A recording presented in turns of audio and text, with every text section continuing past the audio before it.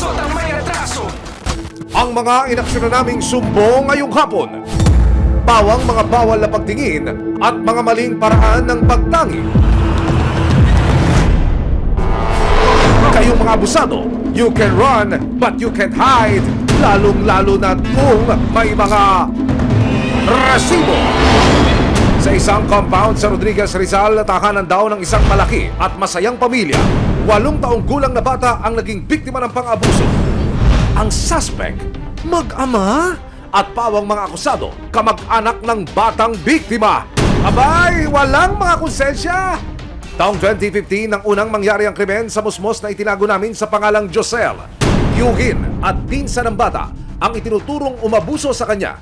Natatakot po ako kasi wala po parang palo, wala po akong kakampi. Hindi po ako makapagsumbong. Taong 2022 nang malaman ng ina ni Josel ang kalbaryong sinapit ng anak, agad silang nagsampa ng kaso laban sa mag-ama. Pero sa kasamaang palad, pumanaw ang ina ni Josel. Saan hahantong ang laban ni Josel na sinimulan ng kanyang ina? Disyembre taong 2016, nagising sa ibang bahay ang isang dalagita. Wala siyang malay kung paano siya napunta roon. Lumabas sa pagsisiyasat ng mga pulis, nawalan siya ng malay matapos halayin. Hindi lang ng isa kundi ng 2 lalaki. Pero na magsampa ng kaso ang biktima, nawalang parambula ang mga suspect. Hoy, mga kuya! Come out! Come out! Wherever you are! Ano man reklamo, bibigyan tugon. Bawat hinaing at problema, hakanapan ng solusyon. Ito ang bago nyo sandigan, hindi palalampasin ang mga tiwali at maling gawin. Dito, walang ligtas ang abusado at lalong walang lusot ang may atraso. Dahil ang lahat, hakanapan natin ang resibo. Magandang hapon, ako po si Emil Sumangil. Hindi maikakaila na unconditional love ang binibigay ng pamilya at kaanak. Pero, paano kung ang iyong mismong tuwin at pinsan may ibang klaseng pagtingin pala na nauwi di umano sa paulit-ulit na paninilip, pangmomolestya at pananamantala? Yan daw mismo ang naranasan ng isang dalagita dito sa Montalban, Rizal noong 2015. Mga kuya, huwag ganun! Kwento ni Josel, bata pa lang daw siya'y malapit na siya sa kanyang tito Nestor. Hindi niya tunay na pangalan. Halos parang tatay ko na rin po siya. Mabait po kasi siyang tipo. Pero mabigat daw ang loob niya sa anak ni Nestor na tinawag naming Ronnie. Minsan na raw itong nagpakita ng motibo sa kanya nang maiwan silang 2 sa bahay. Wala po kasi sila mama. Nanganak po kasi mama nung araw na yon. Wala pong nagbabantay sa amin. Sila lang po yung naiwan. Tapos yun po, ginawa na po sa amin yun. Sa akin yun. Dahil sa takot at pangamba, ang musmus noon na si Josel, walang nagawa kundi isikreto ang pangyayari. Natatakot po ako kasi wala po parang palo, wala po akong kakampi. Hindi po ako makapagsumbong kasi bata pa po ako, natatakot po ako mag-away sila. Isip ko po kasi nung bata ako, baka po magbugbugan sila pag nagalit si Papa po. Magmula noon, nagsunod-sunod na raw ang pang-aabuso sa kanya ng kanyang pinsan. Ginawa niyo po ulit sa akin yun, yung paglipo po. Kasi po, lagi po kami nakilalola nun eh, nagano ako, nagmo-module. Napapadikit po siya sa akin yung panaipuan po niya ako. Kalaunan, ang itinuring na pangalawang ama ni Josel na si Tito Nestor, tila may ibang pagtingin din sa dalagita. Patay tayo dyan! Nung gabi pong yun, natulog po yung kuya ko dun sa may maliit na bahay po namin. Ang sabi ko po, tabi na lang po kami kasi wala naman po sa isip ko yung ganun eh, na gagawin niya eh. Pagkarating ng mga bandang alas 12 po, yung ginawa niya po sa akin yun. Susunod! Ano? Tinamay nga lang po ako nun eh. Kapit-bahay lang kami. Abangan! 17 taong gulang lang noon ang biktima na si Rhea, hindi niya tunay na pangalan. Pero sariwa pa raw sa mga alaala niya ang pinagdaan ng kalbaryo noong February 2016. Yung ano ko may dugo na. Sabi ko nung kasama ko yung babae na, sabihan ko po, hindi mo ba alam yung ginawa niya sila kagabi? May aksyon, may ebidensya, resibo, walang lusot ang may atraso. May aksyon, may ebidensya, resibo, walang lusot ang may atraso. Isang compound sa Rodriguez, Rizal ang naging saksi sa paulit-ulit daw na pangmomolestya sa isang nooy 8 taong gulang na bata na si Josel. Hindi niya tunay na pangalan. Anong pwede nyo ikwento sa akin, tay, nung madiscover nyo itong ginagawang pambabastos po sa inyong anak? Nandun po ako sa bahay niyo, nakita ko. May nakaupo ko rito sa pintuan. Aha. Tapos yung anak ko, itong yung tito niya, naglalaba. Tapos yung anak ko, pumunta na CR, binabastos na. Aha. Ilang beses na ginagawa sa anak ko yun. Makalipas ang 7 taon, habang nagkakaisip ang dalagita, lumalakas rin ang loob niya. Nakaipon ng tapang si Josel para wakasan na ang paulit-ulit na pangmomolestya di umano ng kanyang tiyuhin at pinsan. Humingi na raw ng tulong ang dalagitang si Josel sa kanyang ina na tinawag naming si Delia. January 2022, agad nang nagsumbong si Nanay Delia sa barangay tungkol sa di umano'y panghahalay na pinagdaanan ng nooy 15 taong gulang niyang anak. Ma'am Vicky, paano nakarating sa inyo yung sumbong? At ano ho yung kagyat niyong ginawa?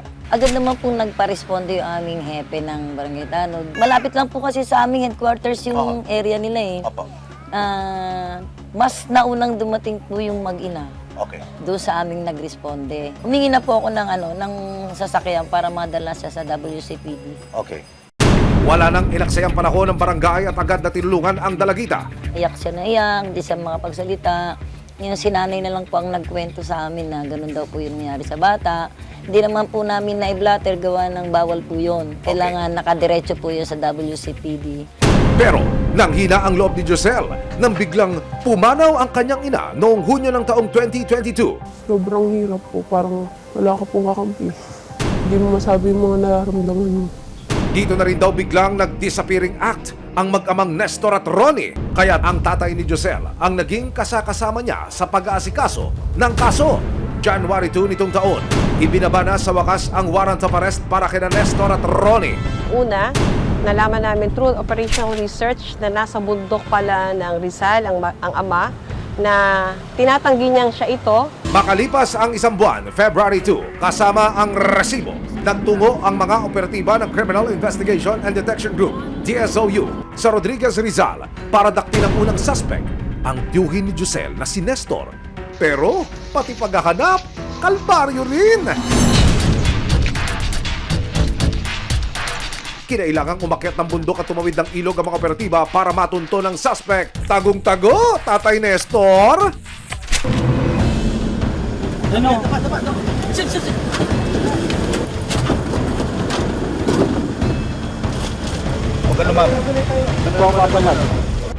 Abangan!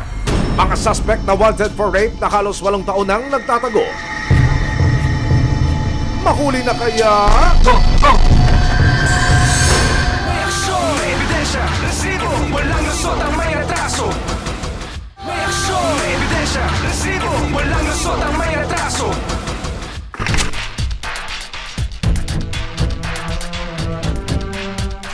Sa isang compound sa Rodriguez Rizal, tahanan daw ng isang malaki at masayang pamilya. 8 taong gulang na bata ang naging biktima ng pang-abuso. Ang malagim niyang karanasan, dinanas niya sa loob ng 7 taon. Ang suspect, mag-ama at pawang mga akusado, kamag-anak ng batang biktima. February 2, kasama ang resibo, nagtungo ang mga operatiba ng Criminal Investigation and Detection Group, DSOU, sa Rodriguez Rizal para daktin ang unang suspect, ang tiyuhin ni Josel na si Nestor. Pero pati paghahanap, kalbaryo rin! Ang pangalawang suspect na si Ronnie sa Angat, Bulacan natunton ng mga operatiba. Kaya hindi ko sila kayo doon kami. Yung bagong libad lang doon. Babaan mo ba?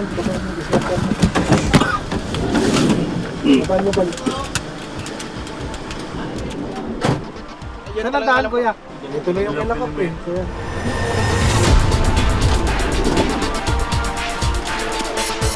Sige po, hindi po ako ano. Hindi po ako papanag. At nang reunited na ang magamang suspect, tila naglaglagan ang dalawa. Kilala niyo po ba si tatay? Opo, Ano mo po siya? tatay ko po. Okay, sir. Sir, tingin niyo po ba't po kayo hinuli ngayon? Sa kaso po siguro namin. Ano po bang meron doon, sir? Yung ano po yun sa pamangkin, yung sa pamangkin niya. Ano po bang nangyari doon, sir? Ewan nga po, dinamay nga lang po ako nun eh. Kapit-bahay lang kami. Kayo ay may karapatang manahimik kung magsawalang kibo, ano man ang inyong sasabihin ay maaaring gamitin pabor o laban sa inyong sa anong mga kuman dito sa atin. Kayo na yung karapatang kumuha ng sarili ninyong abogado, ng inyong tagapagtanggol, at wala naman kayong kakayahan, ito yung pagkakalog sa inyo ng gobyerno. Nakaharap sila sa kasong acts of lasciviousness in relation to Republic Act 7610 o ang Anti-Child Abuse Law. Kung sakaling sila ay mapatunayan na nagkasala, mayroon silang pagkakakulong. Ang acts of lasciviousness ay isang pang-aabuso na ginagamit hindi lang sa babae, maaari din ito sa ibang tao na mayroong physical or mental abuse na ginagawa. Kasalukuyan silang nakakulong sa custodial facility ng CIDG DSOU habang naghihintay ng pagdinig sa kaso. Sa ngayon, 17 taong gulang na si Josel, naka-move on na siya at may sarili ng pamilya. Malaliman ang sugat na dulot ng nakaraan niya. Ang pagkakadakip ng mga suspect na raw ang pinakamagandang panimula ng taon para sa kanya. Nalabang ko po. Gusto ko pong makakulong sila. Para hindi na po nila gawin sa iba yun. Kasi siya po yung nag-asikaso nito simula una pa lang po eh.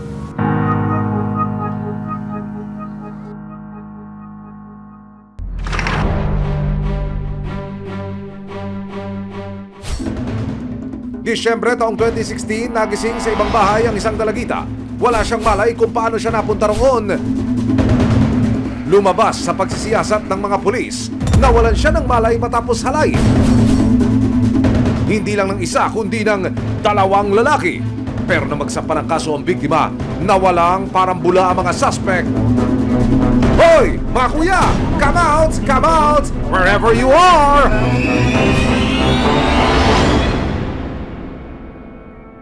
Labimpitong taong gulang lang noon ang biktima na si Rhea, hindi niya tunay na pangalan. 8 taon na ang lumipas, pero sariwa pa raw sa mga alaala niya ang pinagdaan ng kalbaryo noong February 2016. Nagayaan po kasi yung mga kaibigan ko doon sa US. Sa mga po, kaibigan. Alam niyo na, bata. Kwento ni Rhea, nakipagkaibigan daw sa kanya ang magpinsan na sina Noel at Armando Ras. Sila po hindi naman po talaga kasali sa inuman. Parang, ewan ko po kung pauwi sila or papunta sa Barrera. Ayun po, doon po sila nakisali sa amin. Nang ma-bottoms up, sumama raw si Rhea kina Armando at Noel para bumili ng pang round 2. Pero ang inaasahan ni Rhea na masayang gabi, nauwi raw sa isang matinding bangungot. Kasi papunta po kami doon, nakabili pa po kami ng alak. Tapos nung pabalik na po kami, wala na po kami alak. Okay, kailan bumalik yung malay mo? Kinabukasan na po. Pagkagising ni Rhea, nasa bahay na raw siya ng kanyang pinsan. Dito na niya nalaman ang isang masakit na katotohanan. Yung ano ko may dugo na. Then, iniisip ko po, early mens lang po kasi siyempre babae na. Sabi po nung kasama ko babae na, kaibigan ko po, hindi mo ba alam yung ginawa niya sila kagabi? Sabi ko, hindi, wala kasi kumanaw. Kasi may mga nakuha tayong mga information yung doon sa mismong surroundings na parang may nakakita na habang ginagahasa siya.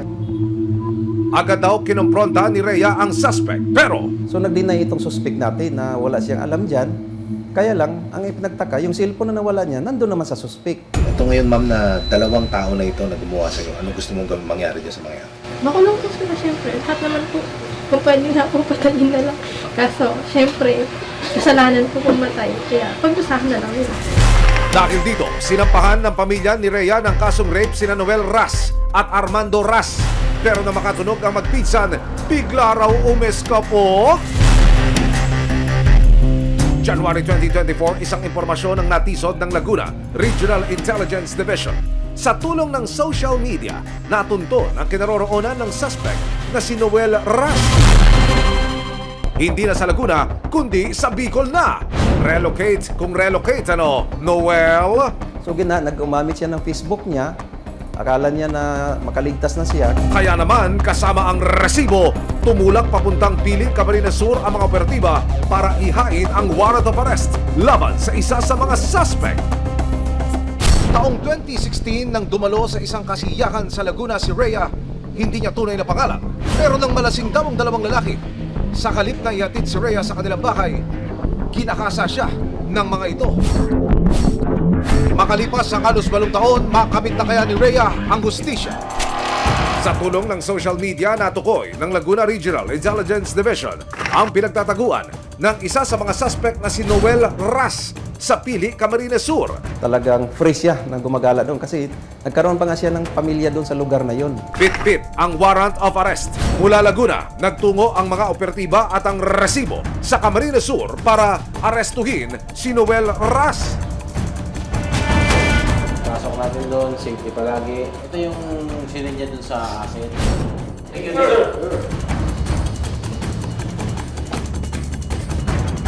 Pero pagdating sa lugar kung saan sinasabing nakatira ang suspect, nowhere to be found na si Noel. Barangay Putol. Sige, sunod kami. Kaya agad nagdesisyon ang grupo na puntahan na ang pinapasukan daw ng suspect. Ilang sandali pa. Hindi na nag-aksaya ng oras ang mga operatiba. Pero may mga pulis na. Opo. Ng Regional Intelligence Division. Ano pangalan mo? Ano po, Noel po? Noel ano? Noel Mapanaw Ras po. Noel Ras. Ikaw ay aming inaaresto. Sa kasong rape. Pero si Noel, pinopusasa na, nakuha pang intindihin ng kanyang sweldo for the day. Iba rin. Napagbintang lang po talaga ako. Paano yung sahod ko? Pare, yung sahod ko. Sa uli, walang nagawa si Noel kundi sumama sa mga pulis. Don't worry, Noel. Libre ang pagkain sa kulungan. Sa Camarines Sur Police Provincial Office sa Naga City, idiniretso ang suspect na si Noel. Dito, takasan niyang itinanggi ang paratang sa kanyang kasong rape. Ang masabi ko lang po, ma'am, wala po talaga po akong ginawa. Inatid ko lang po ang tama para makauwi po yung babae. Pag-amin ni Noel, totoong nakasama niya noon sa inuman si Rhea at totoong nawala ng malay ang dalaga. Tumagay din po itong babae. Ngayon po, nalasing. Yung babae po yun, hindi na makauwi, inatid po namin. Pinsan niya po ang ganyan. Bagos nagpaalam na po kami, ma'am. Ayon pa kay Noel, wala silang masamang ginawa sa dalaga. Bakit po kaya kayo tinuturo? Yun lang po, ma'am. Hindi ko po masasabi po sa inyo yan, ma'am. Wala pong maano. Kung bakit. Nagtagulan po kami, hindi ko po. Natatakot po talaga po. Pero, kinatigan ng mga pulis ang salaysay ng mga testigo sa krimen. Kaya, patuloy na gumugulong ang kaso laban sa mga akusado. Sa pag-aakalang wala ng pag-asa ang kaso na tumagal ng halos 8 taon, hindi raw talaga makapaniwala si Rhea nang malamang nadakip na ang isa sa mga di umano'y nagsamantala sa kanya. Humigit kumulang 8 taon na lumilipas. Nahuli na ngayon.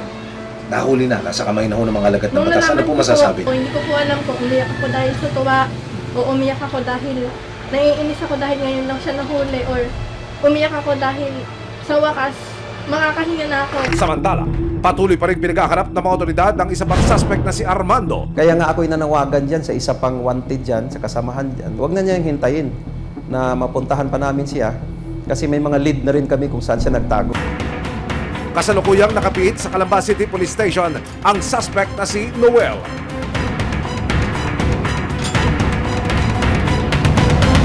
Resibo, walang lusot ang may atraso. Ipagtanggol ang api, iwag siyang tiwali, iwas ang mali, kung may pruweba. Sama-sama nating ituwid ang tiwali at baluktot. Itakwil ang maling gawi at modus na bulok. Walang ligtas ang abusado at lalong walang lusot ang may atraso. Dahil ang lahat, makanapan natin ang resibo. Hanggang sa muli, ako po si Emil Sumac.